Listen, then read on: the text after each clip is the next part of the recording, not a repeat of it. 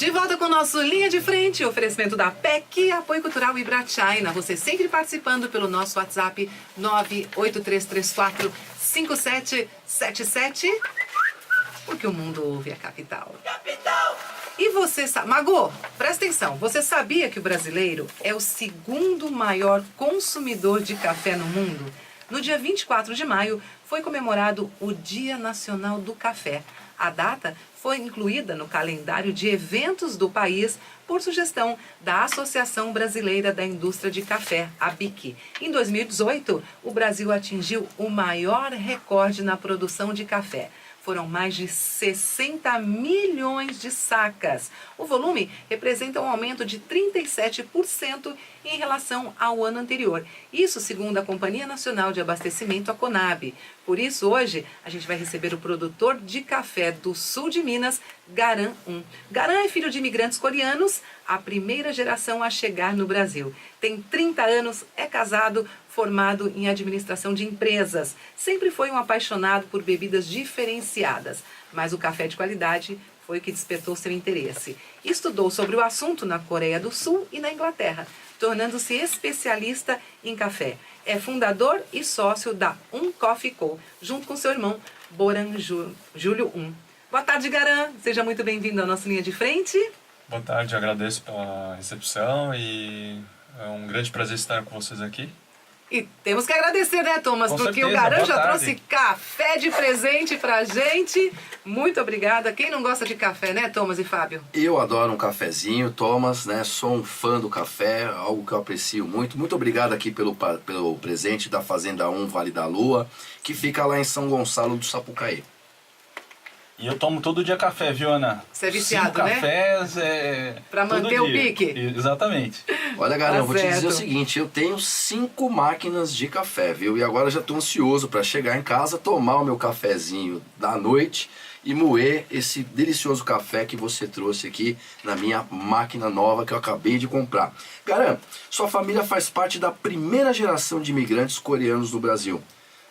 Fala um pouco sobre a vinda dos seus familiares, né, para o nosso país, do seu pai, dessa história aí de anos aqui no Brasil.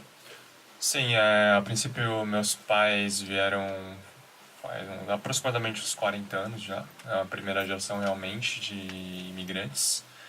E ele veio com o intuito de ter uma oportunidade no Brasil, apesar de que hoje a Coreia está bem avançada, aparentemente, mas no Brasil, naquela época, eram economicamente melhor que a Coreia e tinha uma oportunidade melhor na época, né? Então, foi dessa forma, historicamente, que ele veio e até hoje ele está aqui.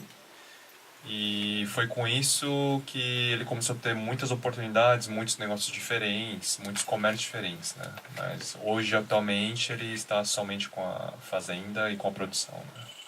E você sabe, Thomas, que o empreendimento, né, da família do Garan é um empreendimento familiar, né? Algo que chama muito a atenção, né? Porque a gente tem visto aí o avanço do empreendedorismo, né? E principalmente do empreendedorismo familiar. Família é bom, trabalho e família unidos são melhores ainda, né, Thomas? Exatamente, Garan. E o seu irmão, o Boran, tem quantos anos? Ele tem 29 anos, é um ano mais novo que eu. Então, além de parceiros, a gente é muito amigo, né, principalmente. E é uma relação muito boa, que deu muito certo e que nessa parceria está somente crescendo o negócio, né? Aliás, o Thomas, ele tem 30 anos com carinha de 18, né? Sim, super jovem. Com carinha de 18 anos. O Garan, conta pra gente, quanto tempo vocês são produtores de café? Por que vocês decidiram abrir o próprio negócio? Vocês sempre atuaram nesse ramo cafeiro? Na verdade, a gente já veio de um ramo comercial. A gente trabalhava principalmente com importação e exportação de produtos diversos. Mas dentro de nós, a gente sempre teve uma grande paixão por café. A gente sempre gostava de tomar café, então a gente viu uma oportunidade em relação a isso no mercado nacional e com isso a primeira aquisição da fazenda foi em 2011. Então foi onde tudo começou a história do negócio e principalmente do café, né? E numa região maravilhosa, né, Thomas, que é o estado de Minas Gerais. Garan, quais os tipos de grãos vocês produzem? Atualmente a gente produz principalmente a variedade Bourbon Amarelo, Mundo Novo, Catuai, que são variedades nacionais, isso que é o mais interessante, né? Nasceu no Brasil mesmo essas variedades, mas além dessas a gente produz mais 10 variedades diferentes aproximadamente. Tem muita diferença? Entre as variedades tem bastante diferença. Grande parte das plantas tem uma proteção maior ou proteção menor, muitas pragas ou menos pragas, então varia de variedade para variedade em relação ao café. E aí os preços mudam também, né? Com certeza. E um detalhe que me chamou a atenção, viu, Thomas, Ana Paula? Olha só, Mago, são vocês mesmos que fazem o processo de torrefação, né? Exatamente. Então, com a ideia da fazenda começar com os cafés de qualidade, a gente buscou pensar no processamento dessa matéria-prima em si, né? Então, essa ideia veio em 2016, comigo e com meu irmão. Então, a gente falou, vamos dar continuidade nesse processo, não somente manter a matéria-prima. Então, foi com isso que a gente conseguiu a ideia de fazer a torrefação também, né? Aquela coisa que o Thomas sempre comenta aqui ao longo dos programas, né? Tecnologia, juventude, iniciativa, né? Sempre aliadas, né, Thomas? Exatamente. E Ganan, qual que foi a maior dificuldade enfrentada quando você começou a empreender? A grande parte cultural, provavelmente, porque culturalmente a história do Brasil começou com o café também. Sim. Então, essa história de café de qualidade ou café especial, como é chamado, teve uma grande existência desde o começo, principalmente pela características sensoriais do café, né? Garan, Fazenda 1 é familiar, né? Quantos funcionários trabalham com vocês? Atualmente a gente tem aproximadamente 20 a 30 funcionários. 20 a 30? Bastante, né, Thomas? Bastante. E a produção atende o mercado nacional e internacional? Sim, principalmente nacional, mas grande parte atendemos a parte da Europa, Estados Unidos e um pouco na própria Coreia também. Olha, fantástico, né, Ganan, Thomas? vocês têm projeção para ir para a China? Porque agora os chineses estão tomando bastante café. Sim, o mercado chinês é um mercado muito promissor, está crescendo rapidamente, principalmente na área de Yunnan, conhecido como um dos maiores áreas de plantações de chá, principalmente pela cultura, e agora de café também. A produção de vocês atende, né, o mercado nacional, internacional, né? E quando o assunto é Europa, Turquia, como funciona isso? Qual é o volume dessa venda? Eles não compram em grandes volumes, porque principalmente quando a questão é café de qualidade, eles compram bem selecionado. Ou seja, é tratado de uma maneira mais fina para que toda essa questão tecnológica, tudo isso que foi desenvolvido por vocês entre família, realmente chegue ao mercado e tenha tratativa no mercado no sentido de manter a qualidade, né? Exatamente. Então, o sistema verticalizado da fazenda até a produção final é essa, de controlar a qualidade desde o começo ao fim, né? E manter daqui para frente igual também. Ganan, agora atualmente a Ásia é considerada a nova fronteira do café, a Ásia como um todo. Você acredita que isso poderá facilitar a expansão do mercado e aumentar o número de exportações daqui do Brasil para lá? Com certeza. Vejo como uma probabilidade muito alta de acontecer isso, principalmente pela qualidade que está aumentando cada vez mais nacionalmente também. Porque por grande tempo o Brasil foi visto como somente volume de exportação, volume de café, mas agora está revertendo aos poucos essa situação. Então, cada vez mais o mercado asiático busca mais produto nacional também. E além de vocês produzirem os grãos, vocês também são proprietários da cafeteria Coffee Co. Atualmente são 3 unidades, né? Por que vocês decidiram abrir essas cafeterias? E aproveita para passar os endereços também, né, Garan? Sim, com certeza. A principal razão foi para o quê? Para valorizar o produto. O produto que é o café, que é uma das maiores riquezas desse país também. Então, queremos mostrar isso para o público, que existe café de qualidade. Não é somente aquele café de volume que culturalmente vem vindo de muito tempo atrás. E estamos em 3 unidades. Estamos um no centro, Bom Retiro, que é bem perto daqui. No Bom Retiro? Exatamente. E estamos em Pinheiros e no Itaim também. Passa os endereços. No Bom Retiro onde? No Bom Retiro estamos na rua Júlio Conceição, 553. No Itaim estamos no rua Iaiá 62. E no Pinheiros estamos na rua Pais Leme 215. Olha, Thomas, eu vou aproveitar quando for fazer a próxima visita do Giro do Circuito de Compras, vou falar com a nossa produtora Tatiana Costa e vou gravar o Circuito de Compras, né? Lá nessa região, viu, Bom Mago? Retiro. Vou fazer uma visita lá no Bom Retiro e vou aproveitar para passar lá e tomar um excelente café. Thomas, você quer perguntar? Não, é só, Garan, e qual que é a melhor unidade? Seria no centro, Bom Retiro, Qual ou, é? ou nas outras unidades? Na verdade, o nosso trajeto começou no Bom Retiro mesmo. Então, a matriz é o Bom Retiro.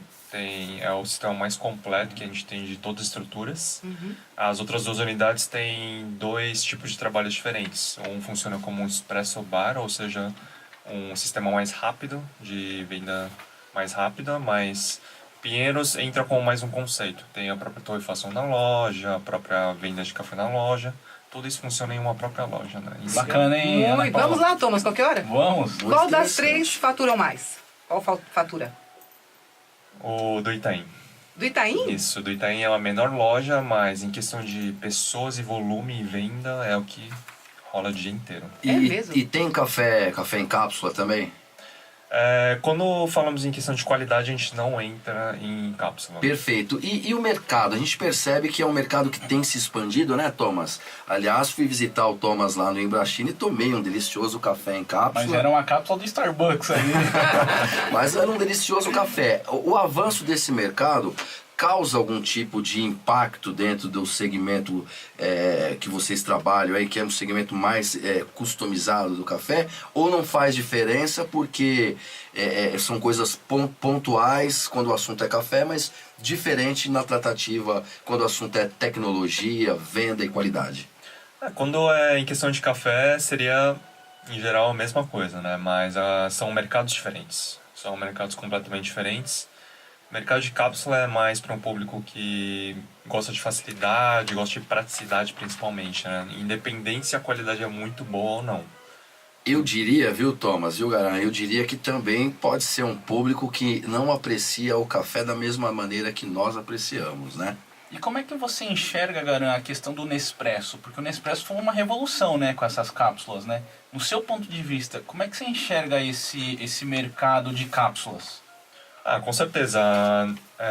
Antes de entrar essa ideia de café de qualidade, a Nespresso foi uma das principais responsáveis para dar um impulso para o mercado nacional, né? Então, já mudou essa ideia de café ser melhor através da Nespresso. Então, eles foram uma grande influência nesse mercado. Eles foram os pioneiros, né? Exatamente. Toda vez que eu vejo uma máquina da Nespresso, Ana Paula, eu lembro de consultório dentário, eu lembro de loja de conveniência, eu não me lembro de nada que me remeta ao estado confortável de tomar um delicioso café. e bem aromatizado café. Agora, Garan, vocês têm o clube de assinaturas, um Coffee Co. Fala um pouquinho pra gente e dos cursos também, né?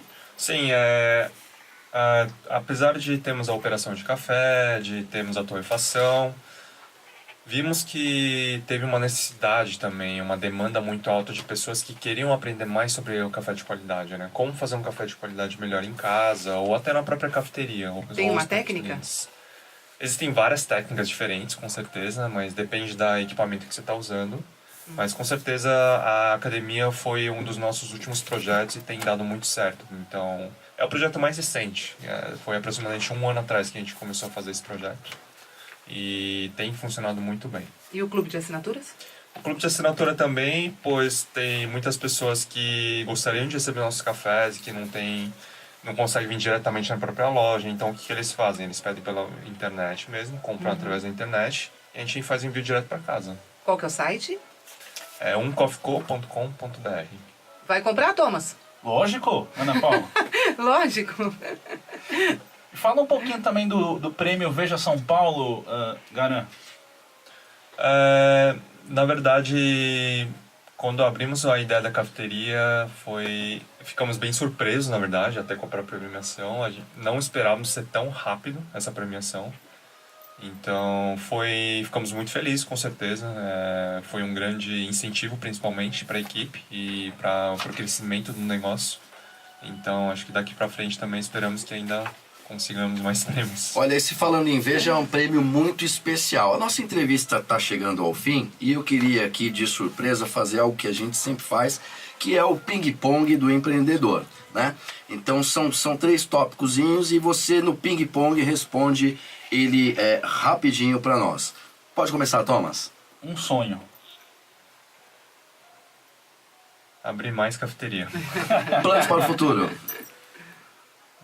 Ser reconhecido internacionalmente. Mensagem para o empreendedor. Muito planejamento. Viu? Tem que se planejar, é isso. Com certeza. E tá vendo, Ana né? Paula? Tá certo. Garan, muito obrigada pela sua visita, pela sua participação. Parabéns. Um rapaz tão jovem, né, Thomas? E já com toda essa história, né? Então, parabéns mesmo. Muito obrigada. Você foi muito gentil trazendo café pra gente. E volte mais vezes. Está convidado a voltar ao nosso Linha de Frente quando você quiser. Agradeço toda a equipe, todo o pessoal que está organizando a linha de frente e espero voltar mais vezes aqui para ajudar vocês. Você é muito gentil, obrigado. E com certeza você vai voltar, porque tem muita coisa para falar sobre o café, né, Ana Paula? Com certeza. Muito obrigada, Garan. Muito obrigado.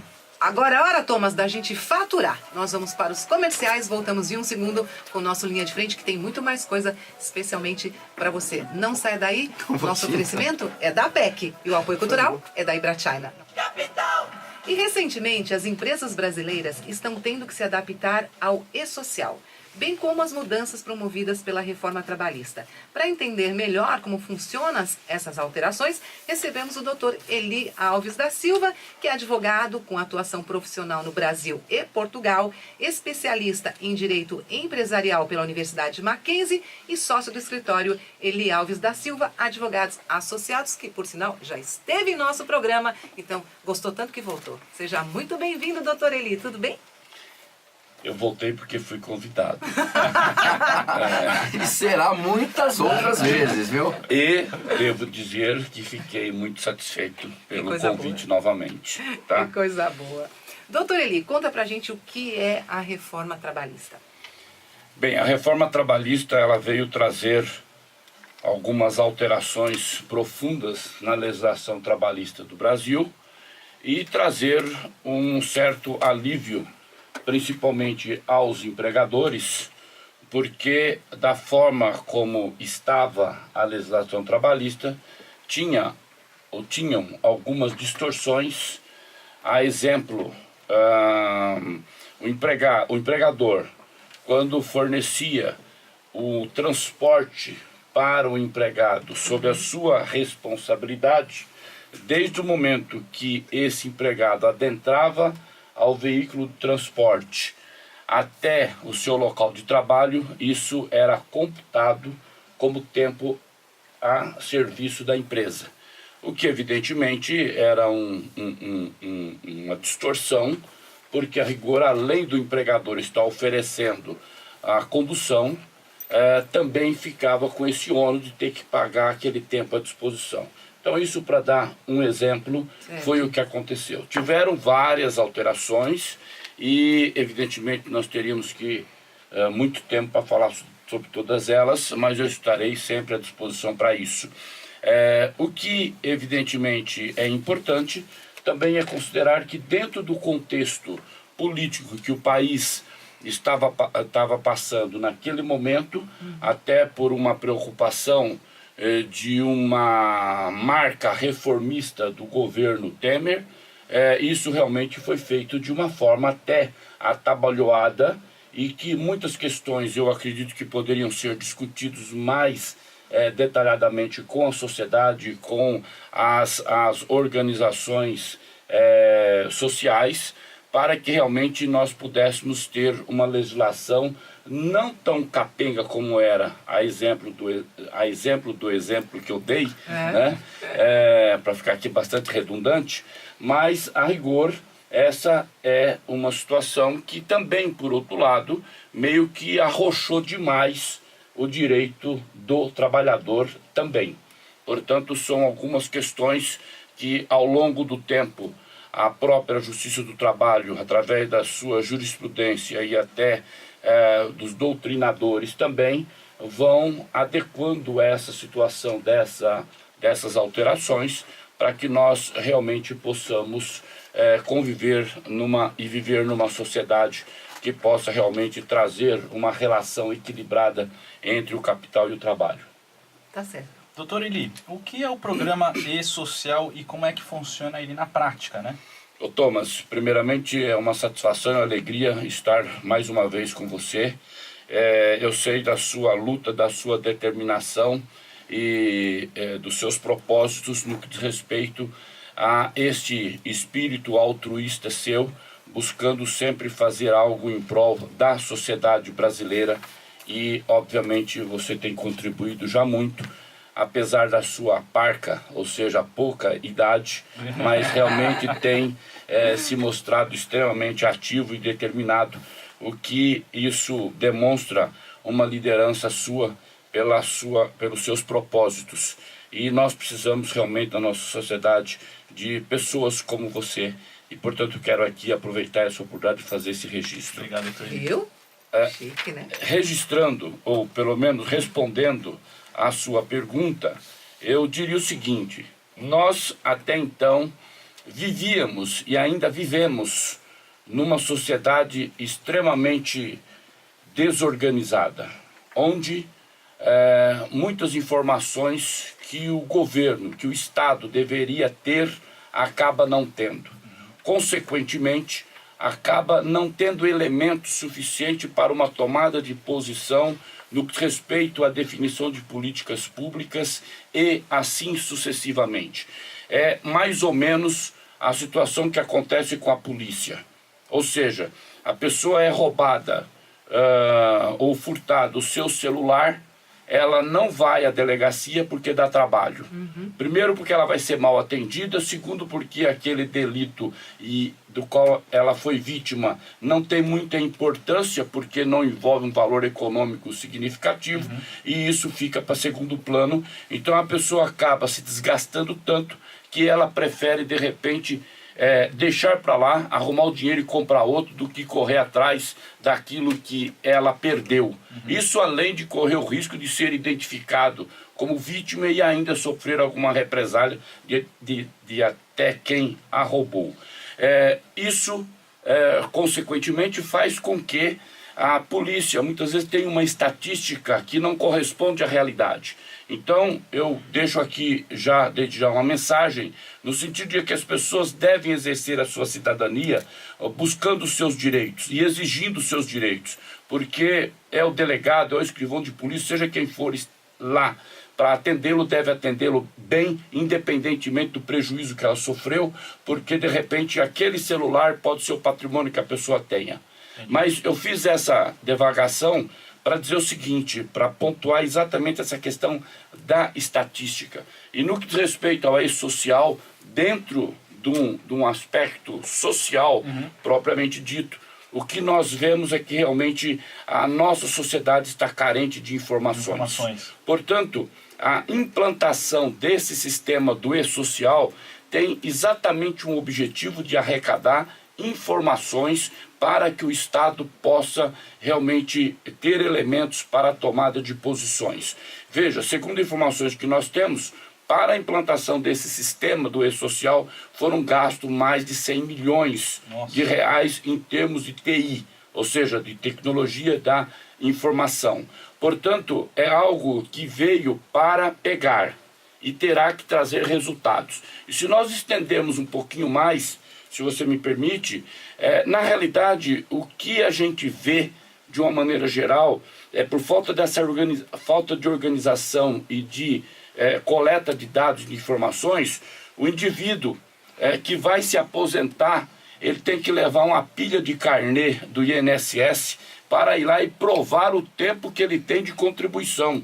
Na realidade, se nós vivemos numa sociedade democrática e que realmente quer exigir a cidadania, o Estado também tem sua responsabilidade. Portanto, não é aceitável que o cidadão que vai buscar a sua aposentadoria ou qualquer outro benefício previdenciário, ele tem que fazer a prova.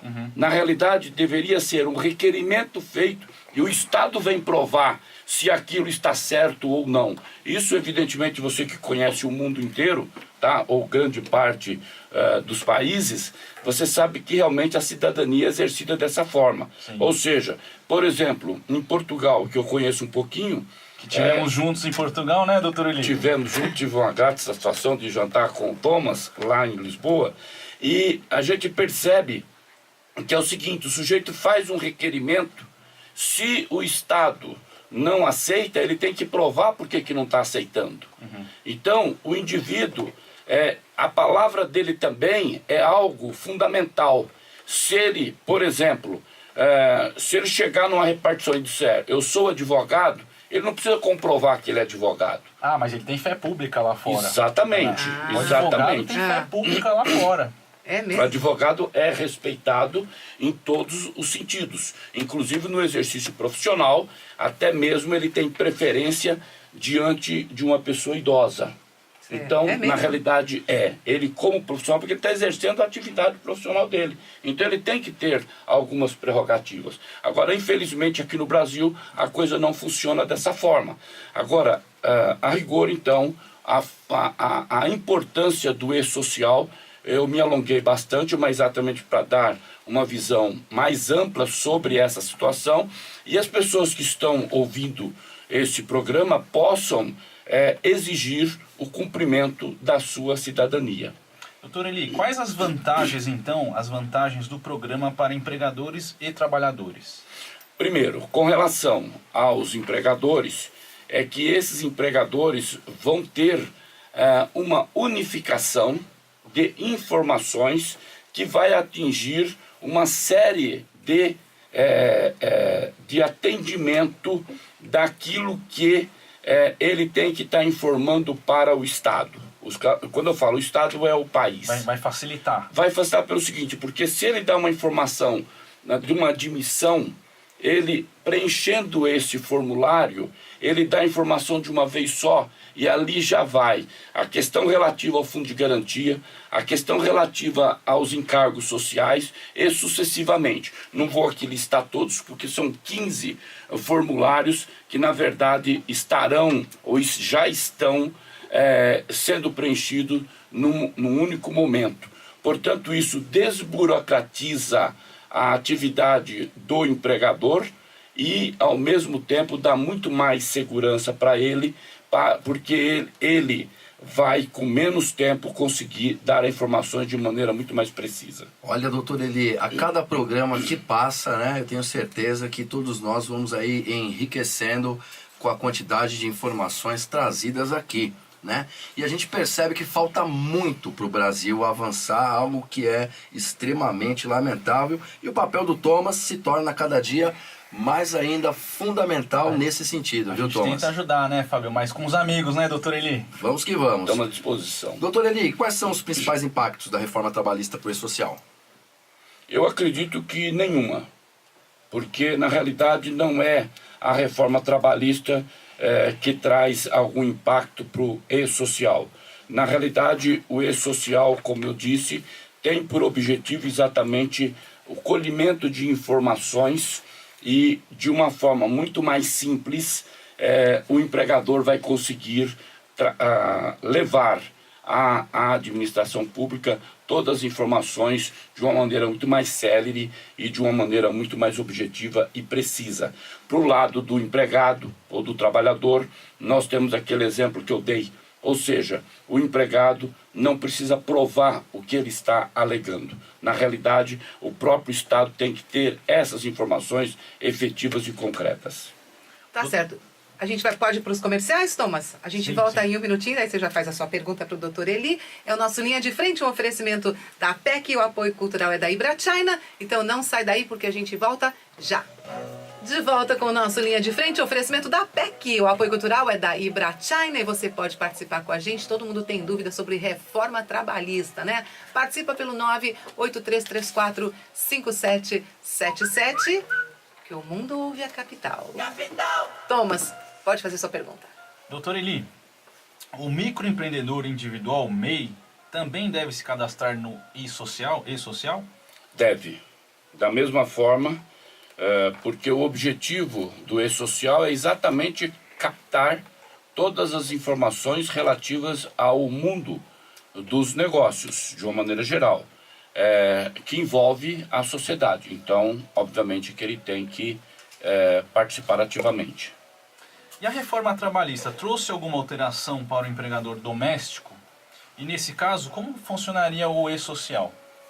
Bem, vou começar pelo fim.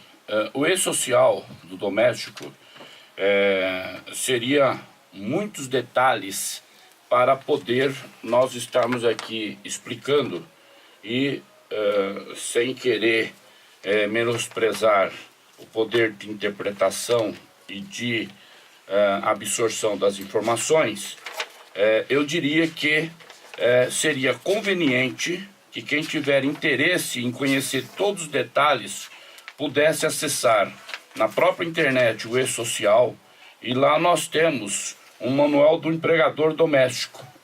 E com isso que, pra vocês terem uma ideia, são mais de 10 folhas de todas as orientações que são dadas para o efetivo preenchimento das informações ali necessárias. Portanto, fica aí uma dica, uma sugestão para adentrarem lá no e-social, na internet, e buscar exatamente o manual do empregador doméstico. Doutor Eli, para as empresas, quais foram as principais mudanças com a lei trabalhista? Com a reforma trabalhista? Veja, eu dei um exemplo na minha primeira fala, e eu diria, por exemplo, o empregador ele tem a possibilidade de contratar um empregado para o trabalho feito fora do ambiente da empresa, ou seja, que é o chamado teletrabalho. Então, o empregado vai poder estar trabalhando da casa dele e, obviamente, sob a supervisão e todos os fatores administrativos do empregador, sem que ele esteja necessariamente presente. Então, essa é uma regulamentação que trouxe a reforma trabalhista. O outro aspecto é o trabalho intermitente. O que significa isso? Significa que, exemplo, uma atividade de buffet. Normalmente, esse pessoal tem uma atividade mais efetiva no final de semana, ou seja, ou véspera de feriado, que são os casamentos, as festas de aniversário, etc. Então, de repente, esse empregador teria que ter um empregado registrado para receber por mês e teria todos os encargos, sendo que, na verdade, essa pessoa vai trabalhar somente uma vez na semana. E, consequentemente, o empregador teria que suportar todos esses encargos e estaria usufruindo dessa pessoa uma vez só na semana.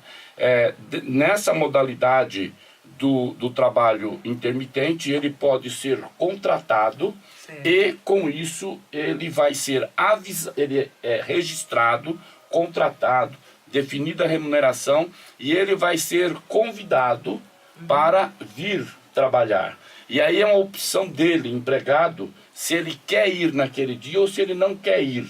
Ele só tem que avisar com antecedência de 24 horas. Olha só. Viu, Tom? Doutor Eli, o senhor como bom advogado que dentro de toda essa composição, essa formatação que foi feita aí para se criar o e-social, particularmente falando, né, dentro da sua opinião, o senhor sente que faltou algo, ou a medida tá completa, do jeito que está sendo feito, tá bom? Se o senhor fosse a pessoa que está ali, o técnico elaborando isso, o senhor acrescentaria alguma coisa? Olha, dentro daquilo que eu conheço, dentro daquilo que eu tenho e tive acesso, eu acredito que está atendendo o objetivo e a necessidade com relação a essas informações. É evidente que existe uma dinâmica natural do próprio mercado e que isso seguramente trará a necessidade de alguns aperfeiçoamentos. Mas nesse momento eu acredito que as informações ou a colheita dessas informações pelos dados que nós temos ali disponibilizados seria o suficiente. Thomas? Doutor Eli, qual que é o prazo para se aderir ao e-social? Olha, na realidade, o e-social já vem vindo há algum tempo e ele já está implantado na sua totalidade.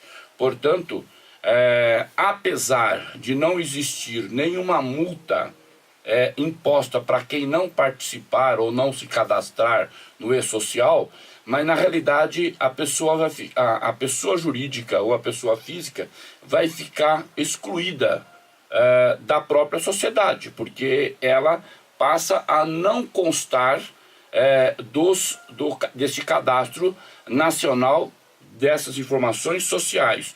Consequentemente, se a empresa precisa de uma certidão, precisa de algum atestado, isso tudo vai ser via internet. Se ela não forneceu as informações ou as forneceu equivocadamente, nesse segundo ponto, com relação a fornecer equivocadamente, ela poderá ser fiscalizada e ela sofrer as penalidades administrativas do ponto de vista do equívoco da informação. Mas ela não prestar a informação, ela não tem necessariamente uma penalidade, objetivamente falando. Thomas? Então, e quais serão então as penalidades em caso de não cumprimento dos prazos? Então, na realidade é o seguinte, esses prazos, não existe nenhuma multa específica. O que eu estou entendendo é exatamente no sentido de que, se essa empresa não forneceu as informações, ela vai estar excluída do mundo. Porque se ela precisar de uma certidão, por exemplo, no que respeito ao cumprimento da obrigação do pagamento dos encargos sociais, se ela não informou, ela evidentemente não vai ter como obter essa informação de quitação desses tributos, desses encargos. Por outro lado, se a empresa também der informação equivocada, a própria Receita Federal, porque aí nós estamos falando da parte fiscal, previdenciária e trabalhista. Então, se de repente houver alguma divergência ou sonegação de informação, a própria Receita Federal vai identificar isso e, consequentemente, vai receber essa empresa uma fiscalização que, evidentemente, vai apurar o que tem de irregular para aí sim aplicar a multa. Então, a multa é pela irregularidade e não pela não informação. Doutor Eli, e a contribuição sindical, ela passou a ser facultativa agora ou não? Veja, essa é uma questão que nem os tribunais ainda conseguiram definir de uma maneira objetiva. Nós temos tido aí decisões de todos os naipes, vamos dizer assim. O que ocorre é o seguinte, de acordo com a reforma trabalhista, ela está proibida de ser exigida compulsoriamente. Então, somente aqueles empregados sindicalizados é que, evidentemente, vão ter a contribuição sindical.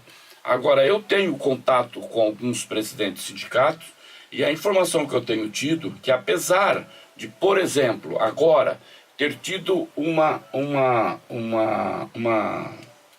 legislação exigindo que não pode fazer desconto na folha de pagamento e sim emitir um boleto para que o empregado vá lá e recolha a contribuição dele, essa situação, em alguns determinados segmentos, não tem trazido nenhuma objeção, porque mesmo não havendo a possibilidade de impor o desconto na folha de pagamento, tem alguns lugares, alguns sindicatos, que isso tem ocorrido, a empresa faz a retenção, faz o recolhimento, e ninguém tem reclamado. Então, na verdade, essa questão também é uma questão que não está clara, porque, na realidade, se você pega um empregado que está contribuindo com o sindicato, quando ele recebe um benefício na negociação à vida, ele recebe esse benefício. E aquele que não está contribuindo, não está participando, também vai receber esse benefício. Vai receber? Aí que está, não deveria receber, Sim. a meu ver.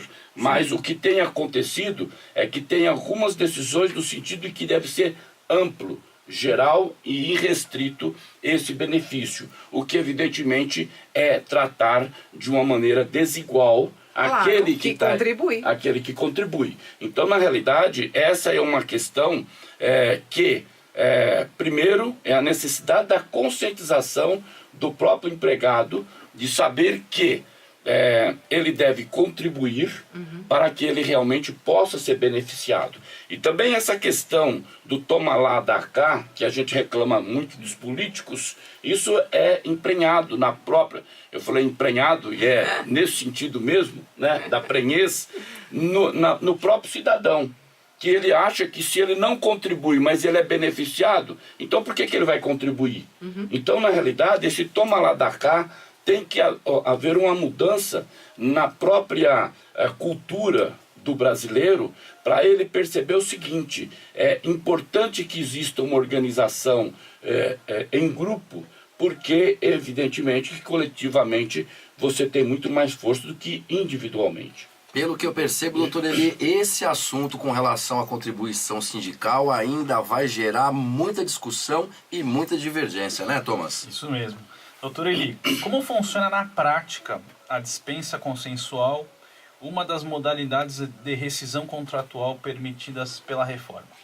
Veja, a reforma trouxe algumas alterações, essa é uma delas, e que na realidade, Thomas, essa foi uma alteração também importante, porque vamos admitir, você pode ter um empregado que não esteja satisfeito na empresa, ou de repente está arrumando uma colocação melhor numa outra empresa, e ele chega para o empregador e abre o jogo para o empregador. O empregador também dá graças a Deus porque realmente ele já não precisava mais daquele empregado.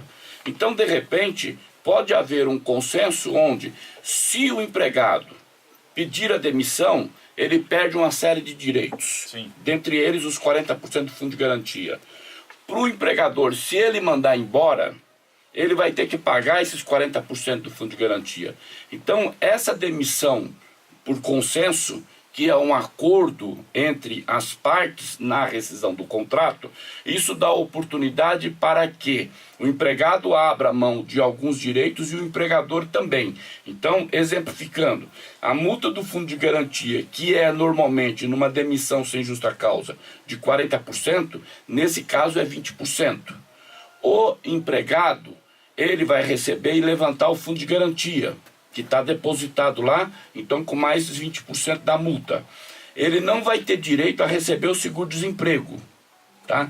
Não tem? Não tem, não. Aí ele está abrindo mão, porque normalmente quando acontece isso, é porque esse empregado já está com uma colocação. Sim. Normalmente é isso. Ou ele vai não ser empregado e ele vai de repente ser um empreendedor, vamos dizer assim. Então, na realidade, o aviso prévio, por exemplo, também não será cumprido, ou melhor, vai ser cumprido só 15 dias, tá?